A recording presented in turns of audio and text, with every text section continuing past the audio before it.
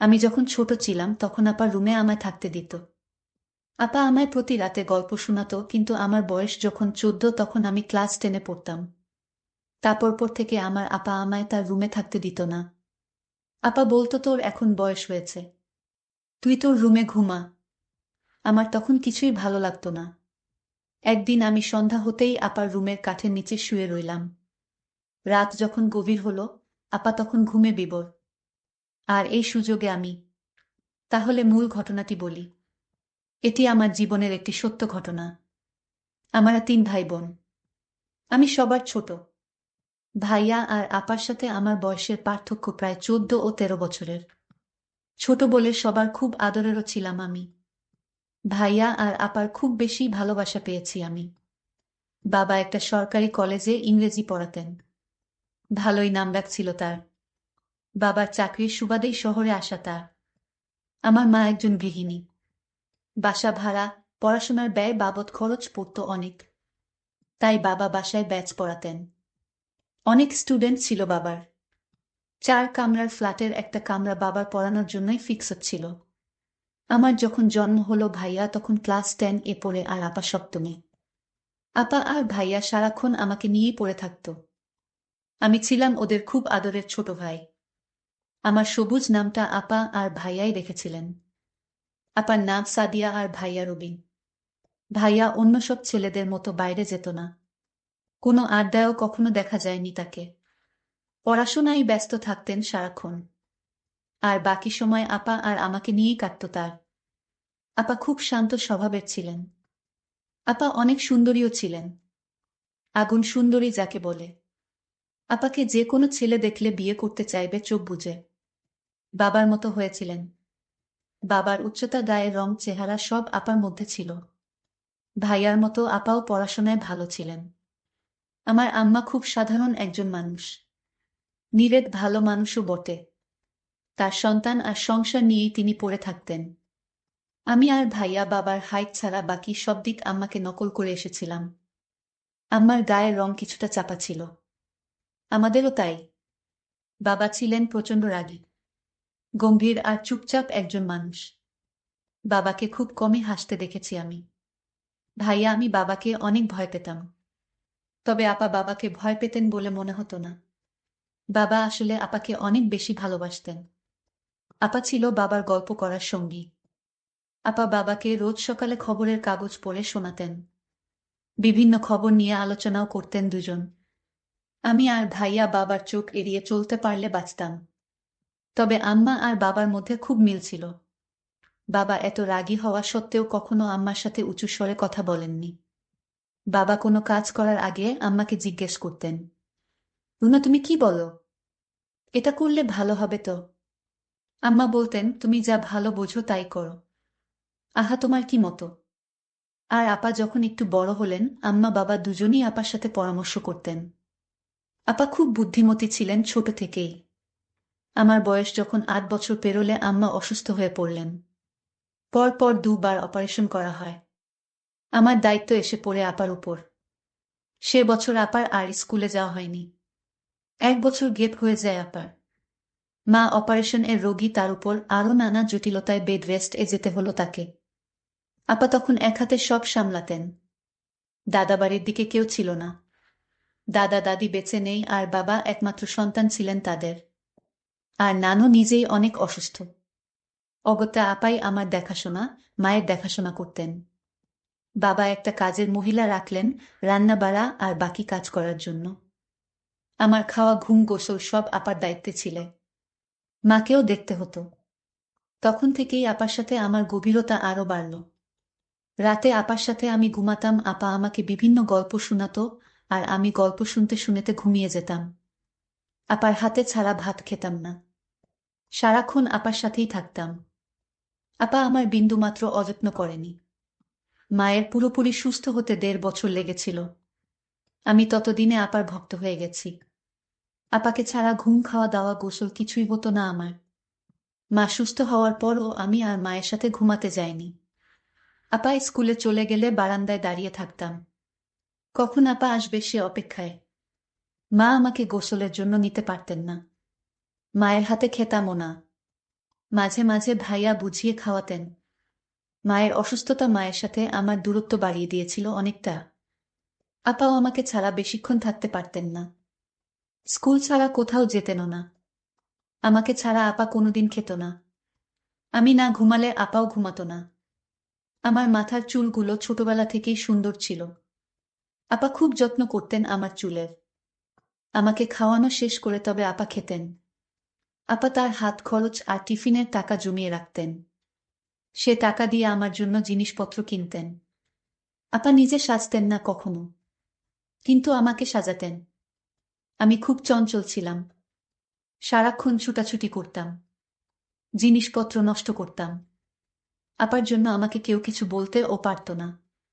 আপা পাশে না থাকলে ঘুমাতাম না বলে আপা আমাকে ঘুম পাড়িয়ে রাত জেগে পড়তেন।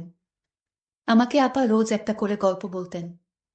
বলতেই হতো, তা না হলে জেদ ধরতাম ঘুমাবো না।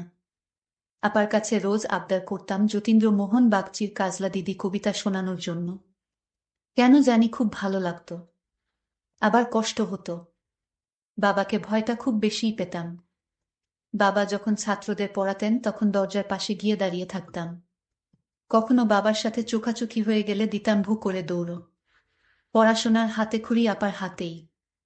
একটু যখন বড় হলাম, স্কুলে ভর্তি হলাম, বাবা মাঝে মাঝে বলতেন তার কাছে বই খাতা নিয়ে যেতে। বাবা তার কাছে যেতে বললেই পেটে ব্যথার অজুহাতে শুয়ে থাকতাম। সেটাতে অনেক সময় কাজ হতো না। বাবা যখন পড়া ধরতেন আমার জানা পড়াগুলোও ভুলে যেতাম, আর ভ্যা ভ্যা করে কেঁদে দিতাম। আপা ছুটে এসে বাবাকে বলতেন, তুমি আবার ওকে বকেছ? বাবা বলতেন, আমি তো কিছুই বলিনি, ও এমনিতেই কাঁদছে। আপা আমাকে সেখান থেকে উঠিয়ে নিয়ে যেতেন আর বাবাকে বলতেন, থাক, তোমার আর ওকে পড়িয়ে কাজ নেই। যেদিন উক্ত ঘটনা ঘটত সেদিন রাতে আর ডাইনিং টেবিলে খেতে যেতাম না। ঘুমের ভান ধরে শুয়ে থাকতাম। আপা তখন রুমে এসে আমাকে শুনিয়ে শুনিয়ে বলতেন, আজকে ডাইনি বুড়ির নতুন একটা গল্প বলবো ভেবেছিলাম। কি আর করা, সবুজ তো ঘুমিয়ে গেছে। আমি তৎক্ষণাৎ উঠে বসে বলতাম, আপা বলো গল্পটা। আমি ঘুমাইনি। আমার কাণ্ড দেখে আপা হেসে গড়াগড়ি খেতেন।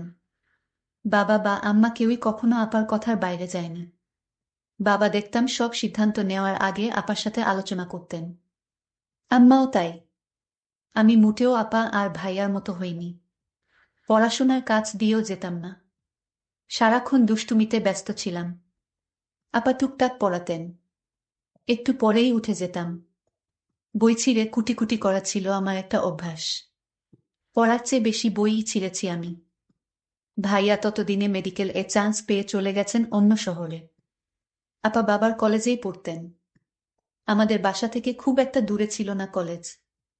আমি বিকেলে বন্ধুদের সাথে গল্প করে বাড়িতে এসে দেখলাম, আপা, আম্মা, বাবা সবাই চুপচাপ।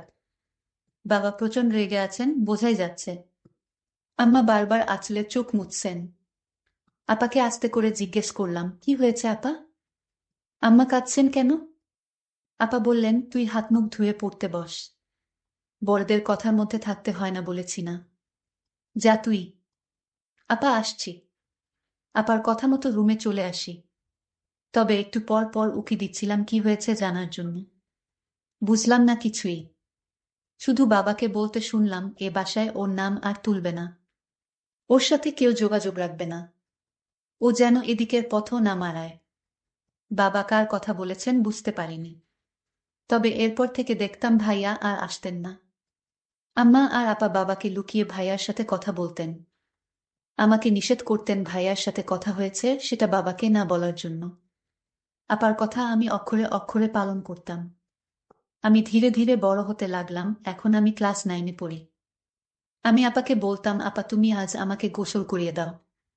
আপা বলল, দেখ সবুজ, তুই এখন বড় হয়েছিস, এখন তুই নিজেই গোসল করতে পারবি। যা, তুই গোসলটা সেরে আয়, আমি তোর জন্য খাবারের ব্যবস্থা করছি। আপার কথা শুনে আমার খুব খারাপ লাগলো। আমি বলেছি, আপা আমি গোসল করব না, ভাতও খাইব না। আপা বলছিল, কেন, কি হয়েছে? তুমি জানো না কি হয়েছে, ইদানিং দেখছি তুমি আমায় আগের মতো স্নেহ করো না। গোসল করিয়ে তারপর আমাকে নিয়ে ভাত খেতে বসতা, আর এখন কিছুই করো না। আমাকে তুমি দিন দিন দূরে ঠেলে দিচ্ছ কেন আপা? আমার যে তোমায় ছাড়া কিছুই ভালো লাগে না। আপা বলল, তুই বড় হয়েছিস, এখন তুই নিজে নিজে সব শিখে নে। 2 দিন পর তো আমি বাড়ি চলে গেলে তখন তোর গোসল খাওয়া দাওয়া তোর করতে হবে। আমি আপুর কথা শুনে আপাকে বললাম, আমি তোমাকে কোনোদিন বাড়ি যেতে দিব না। আমাকে ছেড়ে চলে গেলে আমি কিন্তু মরে যাব বলে দিলাম। আমি এসব বলতে বলতে কান্না করতে লাগলাম। আপা বলল, ঠিক আছে, কান্না করিস না, চল তোকে গোসল করিয়ে দেই। আপা যখন আমায় গোসল করিয়ে দিচ্ছিল তখন আমার কেমন জানি লাগছিল। আমার শরীরটা ঘামতে শুরু করলো।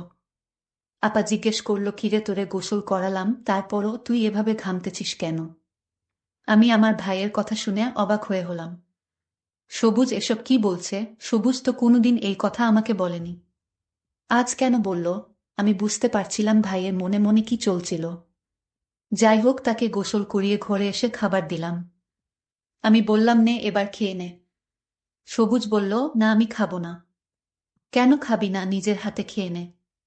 আমি বললাম, আপা তুমি তোমার হাত দিয়ে ভাত খাইয়ে দাও। তোমার হাতে ছাড়া ভাত না খেলে আমার পেট ভরে না আপা। আমি আপার সাথে ঘনিষ্ঠ হতে লাগলাম। আর একটা সুযোগ খুঁজতেছিলাম, কিভাবে পাওয়া যায়। আমার কিছু করার ছিল না, ছোট ভাইয়ের বায়না আমি কিছুতেই ফেলতে পারলাম না। তাকে নিজ হাতে ভাতও খাইয়ে দিলাম। রাতে পড়া শেষ করে আপার রুমে গিয়ে শুয়ে পড়লাম। সবুজ, তুই এখন থেকে তোর নিজের ঘরে ঘুমাবি। তোর রুমে যা সবুজ। কেন আপা, আমাকে কেন এভাবে তাড়িয়ে দিচ্ছ? আমি তোমার রুমেই ঘুমাবো। বুঝেছি, এখন তুমি আর আগের মতো আমাকে গল্প শোনাও না, তোমার রুমে থাকতে দাও না। এটার কারণ এখন আমি তোমার বোঝা হয়ে গেছি। আরে না ভাই, তুই আমার কাছে কোনোদিনই বোঝা হবি না। তুই বুঝিস না কেন, তুই এখন বড় হয়েছিস। আমি কিছু বুঝি না, আমি এখানে থাকবো আপা। আমার একা একা ঘুমাতে ভয় লাগে। আপু তখন বলল, তোরে আমি বুঝিয়ে পারলাম না। ঠিক আছে, তাহলে চুপচাপ ঘুমাবেন, বেন করবি না। আমি মনে মনে ভাবলাম, ও হয়তো ছোটবেলা থেকে আমার আদরে বড় হয়েছে, তো তাই এখন আর আমাকে ছাড়া থাকতে চায় না।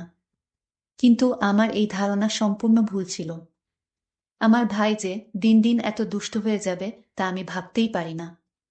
আমি একদিন সবুজকে দেখলাম স্কুলে একটা মেয়ের সাথে গল্প করছে। আমি ভাবলাম, এই বয়সেই ভাইটা মেয়েদেরকে নিয়ে গল্প করে। সবুজ যখন বাড়িতে ফিরল, আমি তাকে জিজ্ঞেস করলাম, তুই মেয়েদের সাথে গল্প করিস কেন? সে বলল, আপা আমি একটা অঙ্ক বুঝি নাই, আর তাই আমার বান্ধবীদের কাছ থেকে অঙ্কটা বুঝে নিলাম। সবুজ আমার সাথে কতটা মিথ্যা বলেছে। আমি আজ তাকে বললাম, সবুজ আজ থেকে আমার রুমে তোর থাকা বন্ধ। কারণ ইদানিং দেখছি তুই কেমন জানি হয়ে গেছিস। তোর নজর ভালো না। আমার রুমে থাকতে পারবি না। তখন সে আমার সাথে রাগ দেখিয়ে বলল, ঠিক আছে ঠিক আছে, আমি তোমার রুমে আর থাকবো না আমি। কিন্তু সবুজ তা মুখেই রাগ দেখিয়ে বলেছিল, কিন্তু রাতে সে আমি শোয়ার আগেই কাঠের তলে লুকিয়ে পড়ল। এটা আমি কিছুতেই জানতাম না। আমি সবুজকে খুঁজতে লাগলাম, সবুজ তুই কই গেলি? সবুজের রুমে গিয়ে দেখলাম সবুজ নেই। সবুজ তো আমার ঘরের কাঠের নিচে শুয়ে রইল। তা আমি দেখিনি। আমি মাকে জিজ্ঞেস করলাম, মা সবুজ কোথায়? মা বলল, সবুজ তো আজ তো বলে গেল তোর ফুফুর বাড়িতে যাবে, আজ আসবে না। আমি মনে করলাম সবুজ কি আমার সাথে রাগ করে চলে গেল। কিন্তু বন্ধুরা, সবুজ যায়নি। সবুজ আমার রুমে কাঠের নিচে শুয়ে আছে। কেন শুয়ে রইল তা জানতে পারবেন, এবং আমার সাথে কি করতে চায়। মার কথা শুনে আমি ভাবলাম হয়তো সবুজ তার ফুফুর বাসায় চলে গেছে, আর তাই আমিও নিশ্চিন্তে ঘুমিয়ে পড়লাম। আমি যখন ঘুমিয়ে পড়লাম তখন সবুজ কাঠের তল থেকে ধীরে ধীরে আমার কাঠে বসল। সবুজ দেখল আমি ঘুমে বিভোর হয়ে রয়েছি। সবুজ তখন ধীরে ধীরে আমার কাঠে বসল, তারপর আমার পাশে শুয়ে পড়ল। ঠিক তখনই সুকেশের উপর থেকে বিড়াল লাফ দিয়ে টেবিলে পড়তেই একটা শব্দ হলো। শব্দটা শুনে আপা লাফ দিয়ে উঠে এবং ভয় পেয়ে যায়। তখন দেখল আমি তার কাঠে শোয়া অবস্থায়, সবুজ ঘুমের ভার করে শুয়ে রইল। আমি তখন সবুজকে বললাম, এ সবুজ, তুই আমার রুমে কি করে এলি? আমি তো দরজা লক করে ঘুমিয়েছিলাম। তাহলে তুই এখানে কি করে আসলি? আমার তো মাথায় কাজ করছে না। সবুজের উদ্দেশ্যটা কি আমি তা খুঁজে বের করার জন্য। আমি সবুজকে বললাম, তুই আমার রুমে কি করে আসলি? সে তখন বলল, আপা তুমি যখন বলেছিলে আজ থেকে আর আমাকে তোমার রুমে থাকতে দিবে না, তখন আমি বুদ্ধি করে আমি তোমার কাঠের নিচে আগে থেকেই শুয়েছিলাম। কারণ তোমার রুম আমায় জাদু করে ফেলেছে। তোমার এই রুমটা ছাড়া আমার ঘুম আসে না। এসব বাজে কথা রেখে যা ঘুমাতে, যা তোর রুমে। আমি বললাম ঠিক আছে। আমার আপার প্রতি এক অন্যরকম অনুভূতি সৃষ্টি হলো। আপাকে চাই। পরের দিন আমি ভাবলাম আজ আমার যে করে হোক আপার রুমে থাকতেই হবে। আর আমার হিসাবটা সেরে নিতে হবে। আমি আজ সন্ধ্যা হতেই আপার রুমে আগে থেকেই আলমারির পিছনে লুকিয়ে পড়লাম। কারণ এখন আর আপা আমায় তার রুমে থাকতে দেয় না। বলে আমি নাকি বড় হয়ে গেছে তাই। আপা তখন খাওয়া দাওয়া শেষ করে আপার রুমে ঘুমাতে এলো। রাত যখন গভীর হলো, আপা যখন ঘুমিয়ে পড়ল, আমি আলমারির পিছন থেকে আস্তে করে বেরিয়ে আসলাম। আমি ধীরে ধীরে আপুর কাছে গিয়ে শুয়ে পড়লাম। আপু তখন গভীর ঘুম ঘুমাচ্ছে। এর মধ্যেই হঠাৎ আমি লক্ষ্য করলাম রুমে জানালা দিয়ে একটি ছেলে পিস্তল হাতে নিয়ে জানালাটা এক ধাক্কায় ভেঙে দিল। তার হাতে এত শক্তি ছিল। আমি তখন ঘুমের ভান করে শুয়েছিলাম আপুর পাশে। ছেলেটি এসেই আপুকে আঘাত করবে এই মুহূর্তেই আমি তার পিস্তলটা আমি হাতে ধরে ফেলি। তখন ছেলেটি আমায় এক ধাক্কা মারল। আমি আপার উপরে পড়ে গেলাম। আপা তখন জেগে গেল। ছেলেটি আমাকে তুলে একটা থাপ্পড় মেরে দেয়ালে ফেলে দিল। আমি তখন একটা পাথরের বল দিয়ে ছেলেটি মাথায় আঘাত করলাম। ছেলেটি তখন দৌড়ে পালিয়ে গেল। ছেলেটি আপার ক্ষতি করতে চেয়েছিল, কিন্তু ভাই হিসেবে আমি আপাকে ছেলেটির হাত থেকে রক্ষা করলাম। আমি মাথায় একটু আঘাত পেলাম। আপা তখন বলল, এটা কেমন করে হলো? আর তুই আজও আমার রুমে? আপা তুমি আমাকে অযথা সন্দেহ করছো। আমি তোমার ঘরে কেন থাকতে চাইতাম জানো? তোমাকে পাহারা দেওয়ার জন্য। আর তুমি আমায় ভুল বুঝতে, কিন্তু আমি জানতাম তোমার উপর এমন হামলা হবে। আর তাই তোমাকে রক্ষা করতে তুমি জায়গা না দেওয়া সত্ত্বেও আমি লুকিয়ে তোমার রুমে থাকতাম। তার একটাই কারণ, আমি তোমার ক্ষতি হতে দিব না। তোমার যদি আজ কিছু একটা হয়ে যেত তাহলে আমিও মরে যেতাম। কারণ মায়ের আদর দিয়ে তুমি আমায় বড় করে তুলেছে। আমি তোমাকে ছাড়া কেমন করে থাকি? আপা তখন আমাকে জড়িয়ে ধরে কান্না শুরু করলো আর বলতে লাগলো, তুই আমায় এত ভালোবাসিস, আজ তোর নিজের জীবন বাজি রেখে নিজের বোনকে বাঁচাইলি। আমি হাও মাও করে কান্না করে বললাম, আপা আমি তোকে কিছুতেই হারাতে দিব না। যেদিন ওই ছেলেটি আমাকে হুমকি দিয়ে বলেছিল তোর বোনকে বিয়ের প্রস্তাব দিয়েছিলাম, আর তাই তোর বোন আমাকে থাপ্পড় মেরেছিল, এর প্রতিশোধ আমি তোর বাড়িতে গিয়েই নিব।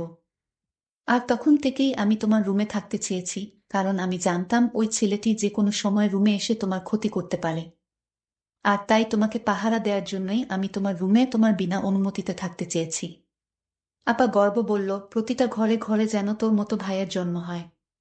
বন্ধুরা, আজকের গল্পটি কেমন লাগলো তা অবশ্যই কমেন্ট করে জানাবেন। আর এরকম নতুন নতুন ভিডিও পেতে আমার চ্যানেলটি সাবস্ক্রাইব করে পাশে থাকবেন। ধন্যবাদ।